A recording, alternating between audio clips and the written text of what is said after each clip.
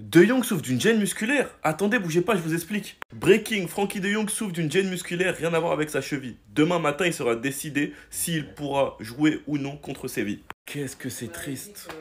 Qu'est-ce que c'est triste. Ok, il est expliqué que c'est rien de grave. Mais quand on connaît tous les antécédents de Jong, même mentalement, ça doit être compliqué. Lui qui a été tant critiqué, son salaire qui est sorti dans les médias, la situation qui est actuellement compliquée car il n'a toujours pas prolongé, les fans qui lui ont un peu tourné le dos, il était censé être de retour à 100%, et finalement il a une gêne musculaire.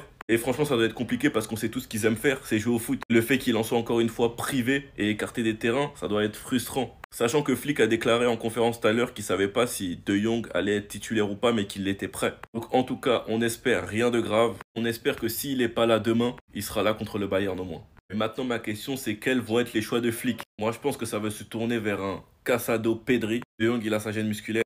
Gavi revient de blessure. Olmo revient de blessure. Mais Flick avait expliqué que Fermin pouvait débuter. Donc on sait pas, à tout moment, on voit un Casado, Pedri, Fermin. Enfin bref, sinon vous les gars, vous en pensez quoi? Ramenez-vous Snapper, on s'ennuie. Finition encore une fois parfaite de Messi. Il me fatigue en fait parce que ça a l'air facile. Moi je regarde le match de Messi, après quand je vois les joueurs tirer au 20 mètres sur le goal, tirer au 20 mètres en l'air, je me dis mais ils sont pas, c'est pas le même sport ou quoi? Parce que Messi pied droit, boum, but, Messi pied gauche, petit pied.